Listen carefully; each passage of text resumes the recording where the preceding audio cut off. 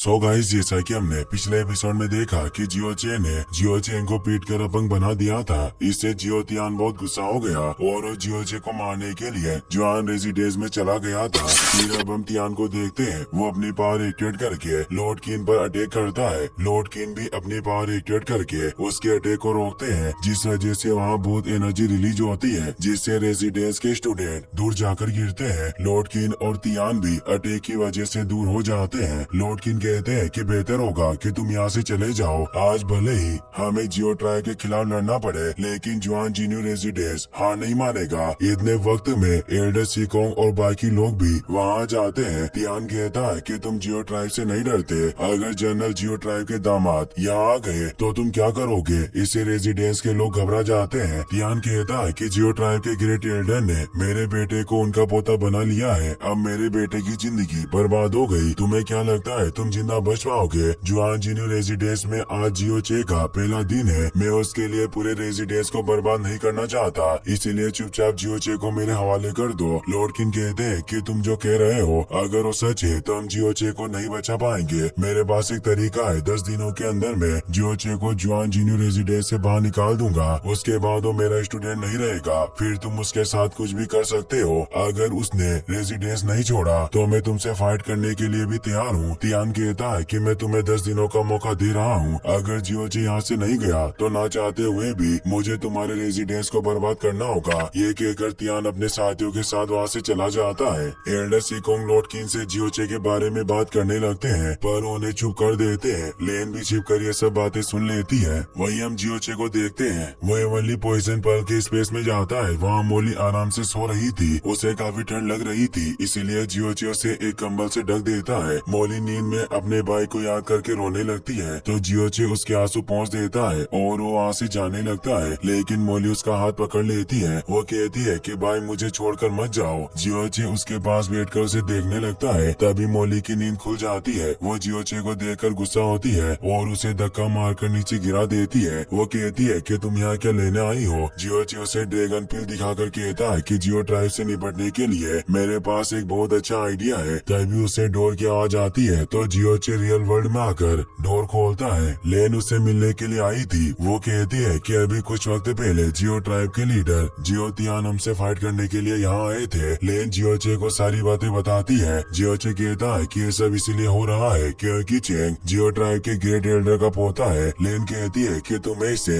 Seriously लेना चाहिए क्योंकि अब ये बात ग्रेट एल्डर तक पहुँच चुकी है। अब तुम क्या करोगे। जियो चे कहता है कि मैंने इसके बारे में बहुत सोचा और मुझे पता चला कि ये काफी खतरनाक होगा। अगर तुम्हारे पास कोई तरकीब है तो मुझे बताओ। लेन कहती है कि 10 दिनों में मेरी फैमिली यहाँ आएगी, मैं उनके साथ कैंग फेंग इंपीरियल सिटी में वापस जाऊंगी। अगर तुम चाहो तो तुम भी मेरे साथ चल सकते हो। जियो ट्राइब को पता भी नहीं चलेगा। जियो ट्राइब को पता भी चल गया तो हमें नहीं पकड़ पाएंगे क्योंकि हमारे पास फ्लाइंग मिस्टिक बीस्ट है जो काफी तेजी से उड़ता है। ये सुनकर जियो चे काफी खुश होता है। लेन कहती है कि तुम इसके बारे में किसी को मत बताना। जियो चे पूछता है कि हम दोनों आज ही मिले हैं तो तुम मेरी इतनी मदद क्यों कर रही हो। लेन कहती है कि क्योंकि मैं तुम्हारी सीनियर हूँ। दरअसल लेन जियो चे को पसंद करने लगी थी पर वो उसे बता नहीं पा रही थी। जियो चे कहता है कि आज से पहले मैंने तुम्हारे जितना अच्छा इंसान कभी नहीं देखा। मुझे अपने अगले जन्म तक ये याद रहेगा कि मेरी एक खूबसूरत सीनियर थी जो हमेशा मेरी मदद करती थी। ये सुनकर लेन शर्मा जाती है और वहाँ से चली जाती है। मोली बाहर आकर कहती है कि फिर से 10 दिन में तुम्हें भागना होगा, मगर आखिरकार वो लड़की तुम्हारी मदद क्यों कर रही है। जियो चे कहता है कि उसका दिल साफ है इसीलिए वो मेरी मदद कर रही है और शायद मैं इतना सुंदर भी हूँ। अगले दिन जियो चे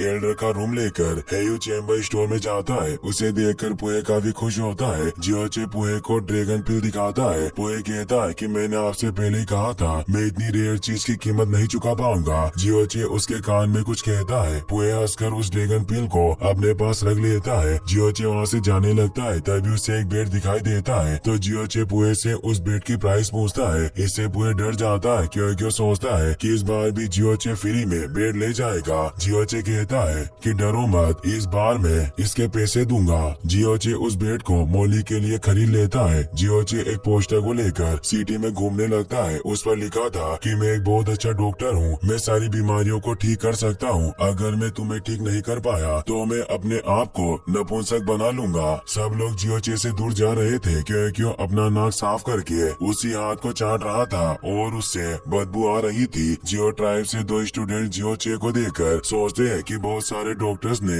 यंग मास्टर को ठीक करने की कोशिश की पर कोई भी कायम नहीं हुआ। एक बार इसे भी ले जाकर देख लेते हैं। दोनों स्टूडेंट्स जियो चे को अपने साथ जियो ट्राइब में लेकर जाते हैं। वहाँ तियान कुछ डॉक्टर्स को मारकर भगा देता है क्योंकि वो चेन को ठीक नहीं कर पाते और अपने आप को ग्रेट डॉक्टर कहते हैं। वो स्टूडेंट्स तियान को बताते हैं कि हम एक अच्छे डॉक्टर को लेकर आए हैं। जियो चे वहाँ आता है। उसकी हरकतें देखकर तियान को बहुत गुस्सा आता है। वो उन दोनों स्टूडेंट को डांटता है। वो उन्हें मारने लग जाता है। तभी जियो चे डॉक्टर जियो गोंगसुन के हाथ से पर्पल पल से स्काई क्रिस्टल छीन लेता है। उसे देखकर तियान रुक जाता है। जियो चे कहता है कि ये पूरी तरह प्योर नहीं है। ये 10 में से सिर्फ 6.5 पॉइंट्स स्कोर करता है। गोंगसुन कहता है कि तुमने एक ही बार में मैजिक मेडिसिन के बारे में बता दिया। क्या तुम जानते हो कि इसे यूज कैसे करते हैं? जियो चे कहता है कि तुम्हारे यंग मास्टर को जहाँ चोट नहीं लगी है तुम्हें पर्पल क्रिस्टल को यूज करने की जरूरत नहीं है। गोंगसुन कहता है कि तुम क्या बकवास कर रहे हो? यंग मास्टर बहुत बुरी तरह घायल है और तुम हमसे कह रहे हो कि उन्हें सिर्फ मामूली चोट लगी है। जियो ट्राइब में आकर झूठ बोलने की तुम्हारी हिम्मत कैसे हुई? जियो चे कहता है कि एक डॉक्टर के पास 4 तरह के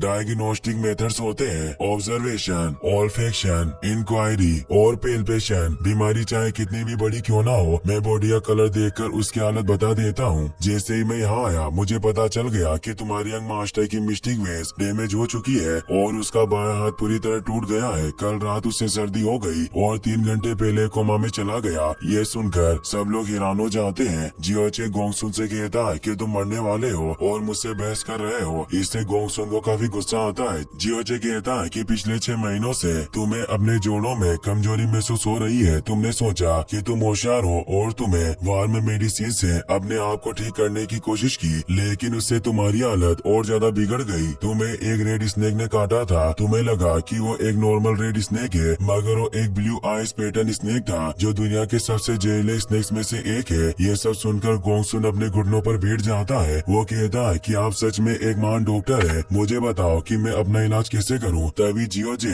गोंगसुन को पकड़कर दूर फेंक देता है। वो कहता है कि अभी तक यंग मास्टर ठीक नहीं हुए और तुम अपना इलाज करवा रहे हो। जियो जे का हाथ पकड़ लेता है। वो कहता है कि तुम दूसरों के बारे में फिक्र कर रहे हो पर तुम्हारी खुद की हालत खराब है। तुमने अपने मिस्टिक एक्यू पॉइंट को ओपन करने की बहुत कोशिश की पर उसकी वजह से तुम्हारे नेक और शोल्डर्स में दर्द होने लग गया। अगर तुम यही करते रहे तो तुम्हारे नेक और शोल्डर्स के एक्यू पॉइंट्स बर्बाद हो जाएंगे। जियो जे कहता है कि प्लीज मेरी मदद कीजिए। तो जियो जे अपनी पावर एक्टिवेट करके जियो जे के नेक और शोल्डर्स को टच करता है जिससे उसका दर्द खत्म हो जाता है और उसका मिस्टिक एक्यू पॉइंट ओपन हो जाता है। इससे वो बहुत खुश होता है। ये देखकर जियो बेकाओ कहता है कि ये तो legendary mystic breakthrough 1 finger skill है। मैंने कभी नहीं सोचा था कि मैं अपनी आंखों से ये देख पाऊंगा। हमने आपकी बेइज्जती की इसके लिए हमें माफ कर देना। तियान बेकाओ से मिस्टिक 1 फिंगर के बारे में पूछता है। वो बताता है कि Gu Qiu Hong Kang Feng empire का सबसे अच्छा डॉक्टर है जो 3 मिस्टिक एक्यू पॉइंट को ओपन करने में मदद करता है। उसे मेडिकल सेजानी ऋषि के रूप में माना जाता है। कई शताब्दी में उसके जैसा डॉक्टर पैदा नहीं हुआ लेकिन 1 फिंगर स्किल में महारत हासिल करने में उसे भी बहुत मुश्किलों का सामना करना पड़ा। 1000 सालों में कोई भी 1 फिंगर स्किल को नहीं सीख पाया लेकिन इन्होंने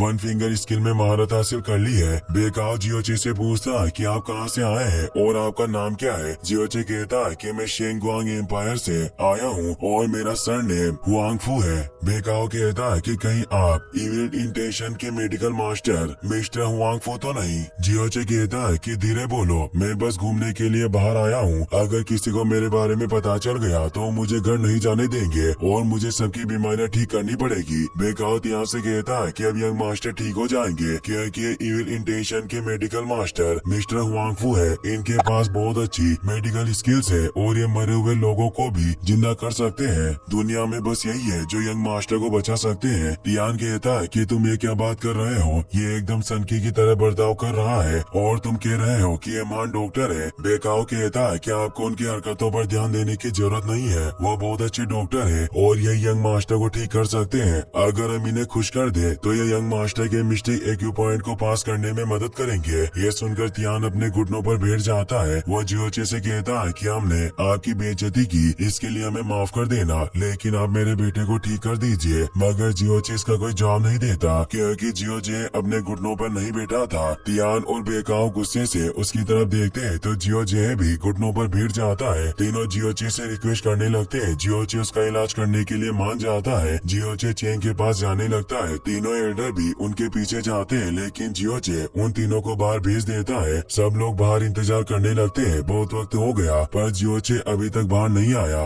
इससे तियान काफी परेशान हो रहा था। कुछ वक्त बाद जियोचे बाहर आता है। वो कहता है कि उसकी हालत अब ठीक है और मुझे भी अब आराम की जरूरत है। तियान जियोचे से कहता है कि मिस्टर वांगफू को रूम में लेकर जाओ। जे जियोचे को अपने साथ ले जाता है। तियान और बेकाओ चेंग के पास जाते हैं। कुछ वक्त बाद उसे होश आता है। इससे तियान बहुत खुश होता है, मगर चेंग से किसी चीज की बदबू आ रही थी। तियान उसे पूछता है कि तुम्हारे चेहरे पर ये क्या लगा है। चेंग कहता है कि मुझे इसके बारे में कुछ नहीं पता, ये सब डॉक्टर ने लगाया और मुझे कोई चीज भी खिलाई। मेरे हाथ में भी बहुत दर्द हो रहा है। बेकाओ चेंग की पल्स चेक करके बहुत हैरान होता है। इससे तियान को बहुत गुस्सा आता है। वो कहता है कि उसने मेरे बेटे को चोट पहुंचाने की हिम्मत कैसे की, अब मैं उसे जिंदा नहीं छोड़ूंगा। इसी के साथ ये एपिसोड यहीं पर खत्म हो जाता है।